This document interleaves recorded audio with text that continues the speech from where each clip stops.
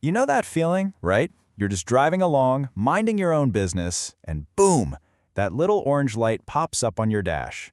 It's so frustrating, and it never tells you what's really wrong.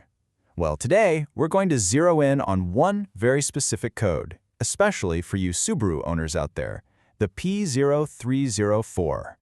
Yep, that check engine light. Now look, it can mean a million different things, but if you've plugged in a code reader and it's spitting out P0304, then stick around. We're going to break down exactly what your car is trying to tell you, and we're basing this all on Subaru's own service info. So what does P0304 actually mean? Well, it's way more specific than you might think. The P stands for powertrain. The 03 tells us it's in the misfire category, and the 04, that's the kicker, it's telling us the problem is in cylinder number 4. The bottom line is, for some reason, that cylinder isn't firing right. You know, the whole combustion thing isn't happening properly, and that's why you might be feeling that shaky idle, or maybe your car just doesn't have the same oomph when you accelerate.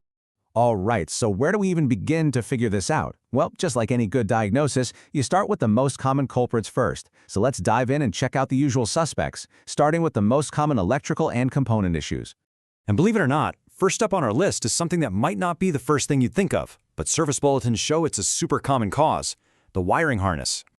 Okay, so this harness is basically the nerve center, right? It's the critical communication line connecting your car's brain, that's the ECM, to the fuel injector on cylinder 4. Now, if that line gets frayed or corroded or just plain damaged, the signal gets dropped. It's like a bad phone connection. And when that happens, you get a misfire. The only real fix here is to either carefully repair that specific section or just replace the whole thing. All right, moving on to our next suspect, and is directly connected to that harness we were just talking about. It's the fuel injector itself. So the fuel injector has a really precise job.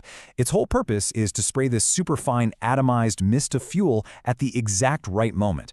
But if it gets clogged up, or maybe it gets stuck open, or it just fails electronically, well, that perfect fuel delivery just doesn't happen. And it's simple, right? No fuel, no combustion. In most cases, the fix here is going to be a replacement. Okay, let's stick with the electrical side of things for a minute. Because sometimes the problem isn't a totally broken part. Sometimes it's just a bad connection. You know, it's kind of crazy how something so simple can cause such a massive headache. A loose connector, whether it's on the ignition coil or even at the ECM, can totally interrupt the flow of electricity.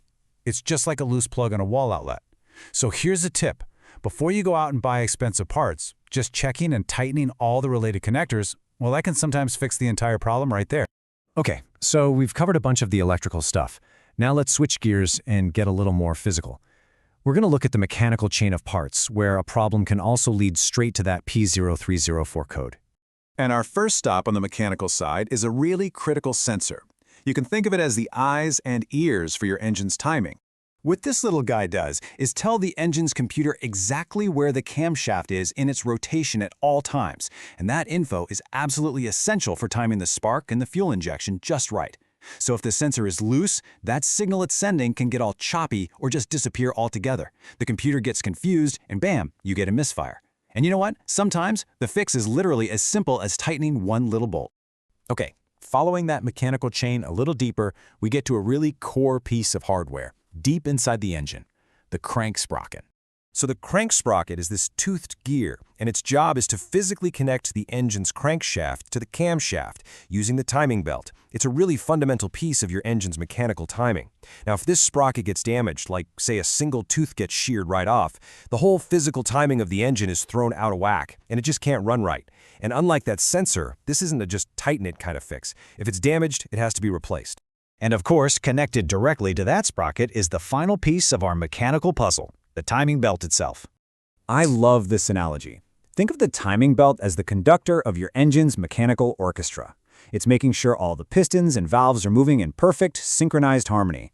But if that belt jumps even one single tooth on the sprocket, that whole beautiful symphony is thrown off and you start getting misfires. This is definitely a job for a professional, though. Realigning it takes a lot of precision. All right, we've gone through some complex electronics and some pretty deep mechanical parts. Now let's bring it back to the absolute basics of what makes an engine go bang in the first place: air and spark. You know, you can have the perfect amount of fuel and a perfect spark, but if you don't have the right amount of air, that combustion recipe is just incomplete. See, your engine's computer is calibrated for a very, very specific amount of air. So if you have something like a cracked intake hose or even just a loose clamp that lets extra, unmeasured air sneak in, it throws the whole air-fuel ratio completely off. This creates what's called a lean condition and, you guessed it, a misfire. So a really careful inspection for any air leaks is super important here. And finally, we've arrived at the one component that probably everyone thinks of first when they hear the word misfire.